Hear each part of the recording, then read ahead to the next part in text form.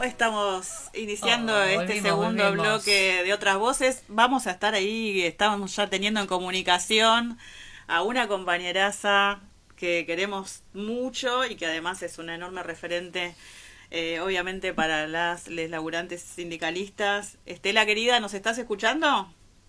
Hola, hola, ¿cómo están? Hola Estela. Bienvenida, Estela. Bueno, estamos hablando nada más y nada menos que con Estela Díaz, ministra de las Mujeres y Diversidad de la provincia de Buenos Aires, feminista, peronista, sindicalista.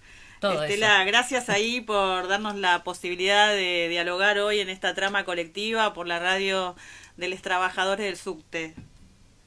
¿Qué tal? ¿Cómo les va? Un gusto. Vos sabés que estaba menos mal que escuché. Estaba en tareas domésticas de limpieza de la casa, eso que hay que hacer en algún momento, y, y escuchando una entrevista que le estaban haciendo a nuestro gobernador. Y así que, pero por suerte las escuché y acá cumpliendo con el compromiso. Siempre es un placer charlar con las trabajadores de la radio del subte. Muchas gracias, Estela. Bueno, estamos viviendo ahí tiempos, eso, ¿no? De mucha información, de muchos sucesos. Todos los días tenemos diferentes noticias de profunda alarma, digo, para los sectores populares, para la comunidad organizada. Queríamos en principio eso, empezar a conversar un poquito respecto a lo que está sucediendo, la coyuntura, ¿no? Hay una descomposición de este gobierno que ya desde su inicio viene afectando profundamente las condiciones de vida de los sectores populares, de nuestra población, bueno, todo lo que sabemos, el desmantelamiento del Estado, las políticas de crueldad, y ahora se adiciona a eso, bueno, situaciones de corrupción, información que estamos escuchando todos los días y que parece que esto arranca, pero viene para desentramarse ahí mucho. Bueno, preguntarte ahí cómo estás viendo la situación, qué reflexión compartir al respecto. Bueno, la verdad que es tremendo, ¿no? Lo que está haciendo esta gente con la Argentina, porque nos está en el principal lugar de decisión, como es la presidencia de la nación, alguien que desprecia la política y que desprecia al Estado y que pone en el centro la especulación financiera, el curro, el interés privado, el llegón.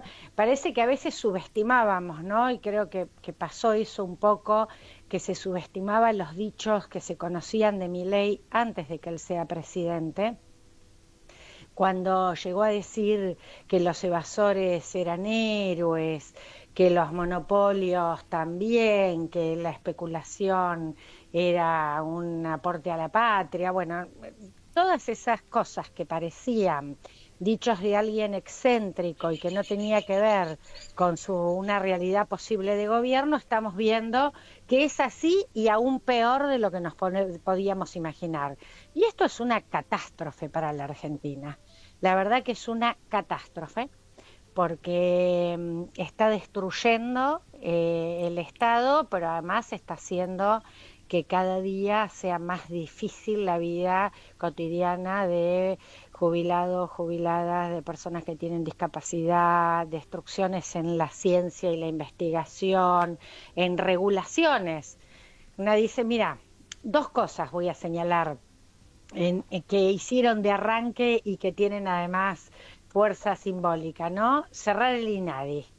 Cerrar el INADI porque además son un gobierno de la discriminación. Ellos hacen gala, ostentación explícita de discriminaciones de diverso tipo. Lo de Ian fue un ejemplo, ¿no? Espantoso, pero además también el gran rey de la desregulación. ¿Y para qué desregular? Para garantizar coimas. Desregular para garantizar el 3 y más del 3%, ¿no? Que está ahora tan en boga. Así que bueno, muy difícil la situación que está viviendo la mayoría en la Argentina. Estela, ¿qué tal? Sí, además, hilando ahí un poco esto que mencionabas, cómo estás viendo, cómo visualizás este cierre de listas. Falta muy poquito para las elecciones. En principio en la provincia de Buenos Aires, ahora el domingo 7.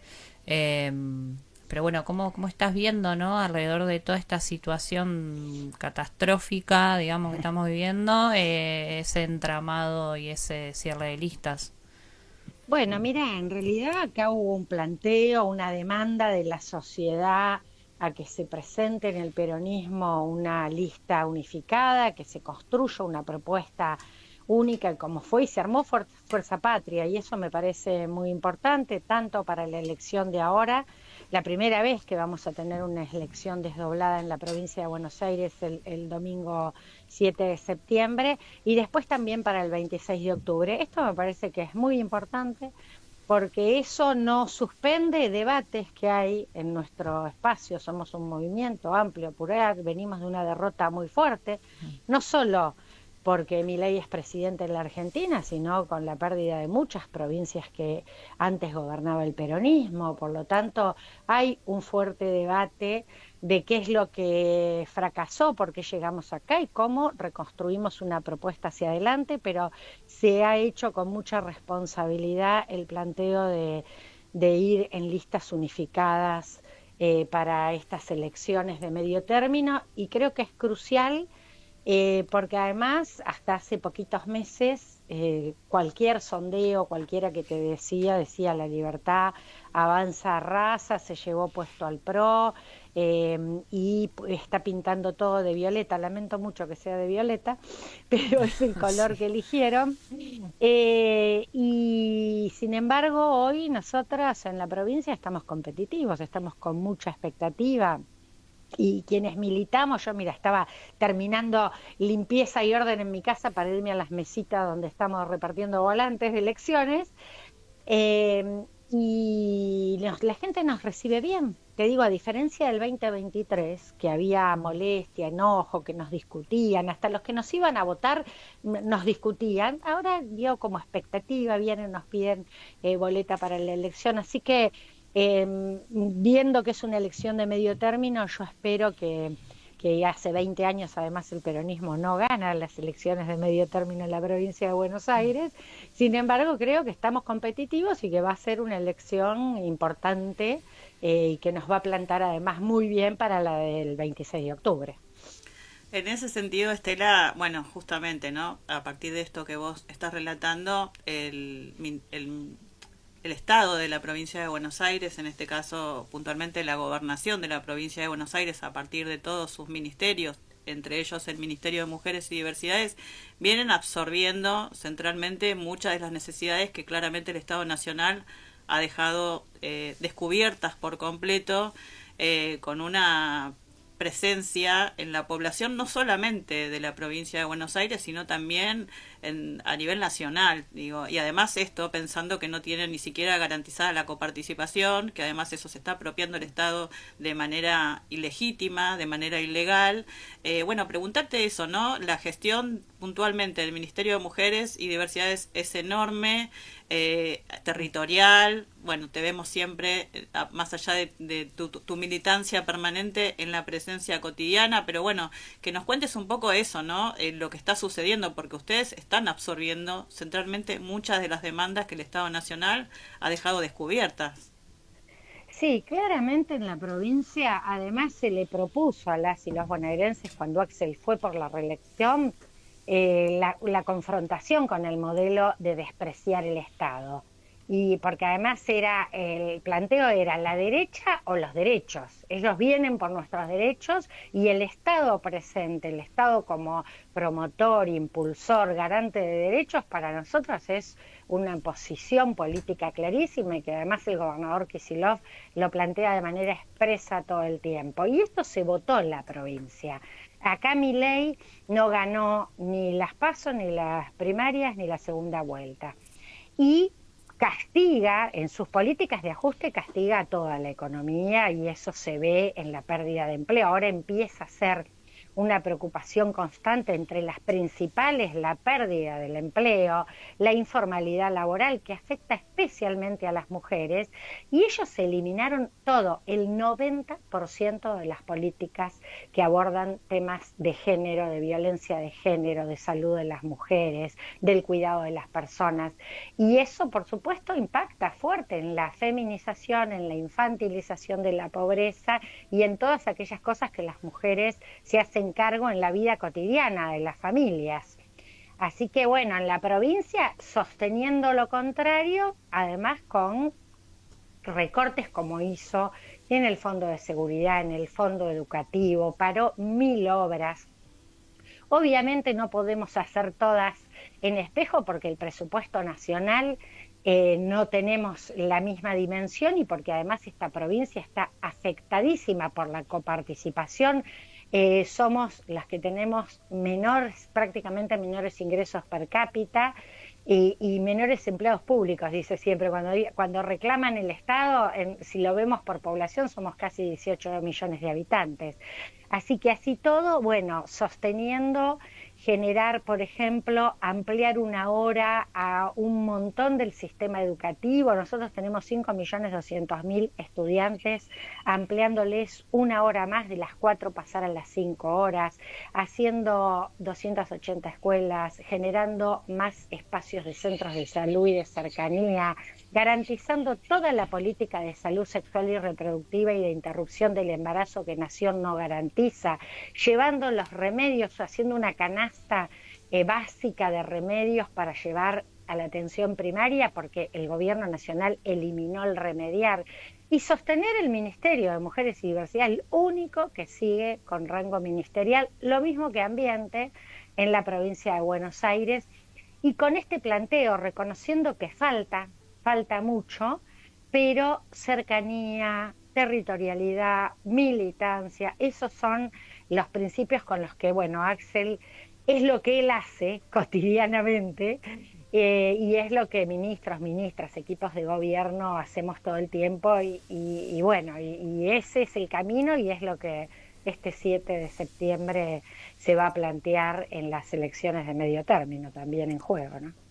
Estela, ahí sumando un poco este rol, digo, que contabas, que mencionaba también Cari, con respecto al Ministerio de Mujeres y Diversidad de la provincia, también pensar ahí cómo venimos de un gobierno donde se le dio, digo, podemos discutir un montón de cuestiones, ¿no? Pero que están, como vos decías, en nuestro espacio colectivo, y ahora a un gobierno que viene a destruir y que incluso le sumo ahí un poco para reflexionar los ataques de odio, que fue lo que a lo que apuntaron en principio, ¿no? A los feminismos, a los transfeminismos, lo de Davos, lo que está ocurriendo hace 10 días en estos 3 ataques homodiantes, el triple lesbicidio de Barracas, digo, hay un montón de cuestiones que hacen, ¿no? A esta situación y que vinieron, digo, a destruir y quería como preguntarte puntualmente cómo ves a los feminismos y a los transfeminismos en esta situación, ¿no? Bueno, yo la verdad que veo con mucha preocupación este escenario que vos describís. Es realmente la escena política, la Libertad Avanza y la derecha, la ha llevado a un terreno donde la violencia política, la discriminación, el estigma, la mentira, porque además en temas de género, de diversidad sexual, mienten, lo que dicen no responde a la realidad, niegan que exista la violencia de género, plantean que el feminismo o la perspectiva de género te lleva a la pedofilia, al abuso sexual de la infancia. Bueno, disparates, porque disparates además que encubren algo que es exactamente lo contrario. Si hay una perspectiva que ha trabajado para visibilizar el maltrato, los abusos en las infancias, en la juventud, hacia las mujeres, son exactamente los feminismos y la diversidad. Y ellos generan además con esto un clima de violencia política, simbólica, que permea el conjunto de las relaciones, porque pasaje al acto, yo veía escenas de estos días de actos políticos. Y vos decís, bueno, pero esta gente es provocadora, el maltrato, la violencia que en las redes ocurren todo el tiempo y ellos hacen gala de eso. El presidente ahora parece que ya le dijeron, bueno, voy a dejar de insultar. No, digamos, como deja de ser Milei, digamos, porque creo que lo único que le dio una identidad es ser un insultador serial. Pero entonces eso es muy fuerte y entonces para nosotras que venimos dando décadas de luchas por derechos, de transformación social pacífica, de construcción de consensos, digo, para mí sí hay un ejemplo de un movimiento que construye diálogos, que es pacífico, que pone la solidaridad en los planos de la construcción, lo comunitario, es el movimiento de mujeres, feministas, los transfeminismos. Eh, y bueno, ahora estamos como pasa, ¿no? Hay momentos de avances y de olas crecientes de movilización y hay momentos que son como más de defensiva, de búsqueda de reencuentros. Bueno, en parte de esos ataques es también el encarcelamiento de Cristina. Digo, obviamente es parte de ese mensaje a las mujeres que se animan y que confrontan con el poder.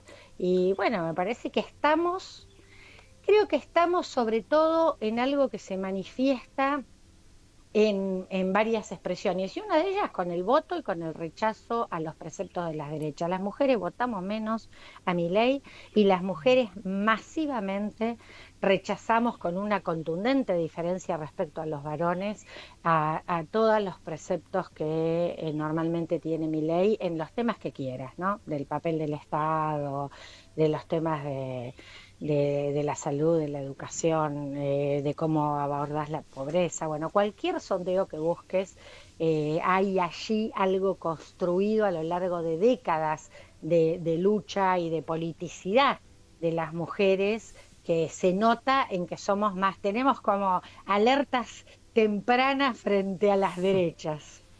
Sí, además, Estela, en el sentido de lo que nos venís compartiendo, no casualmente el gobierno de Milei desde su inicio eligió como colectivo enemigo al movimiento de las mujeres, el transfeminismo, quienes veníamos señalando claramente y de forma concreta, bueno, eso, los núcleos que sostienen esa desigualdad estructural, ¿no? Hablábamos del endeudamiento, hablábamos de la distribución de la riqueza, hablábamos del eje de los cuidados como eso, como reconocimiento de un trabajo, y en ese sentido quería preguntarte, por último, para dejarte este sábado continuar con tu día y con tu militancia, vos venís de México, de participar de un encuentro de la CEPAL que tenía centralmente el eje de cuidados, donde además ahí vemos claramente donde hay posibilidad de construir otra forma de hacer política y de pensar obviamente desde el Estado el ejercicio de derechos concretos hacia la población, ¿no? Si nos querés compartir un poco cómo fue ese encuentro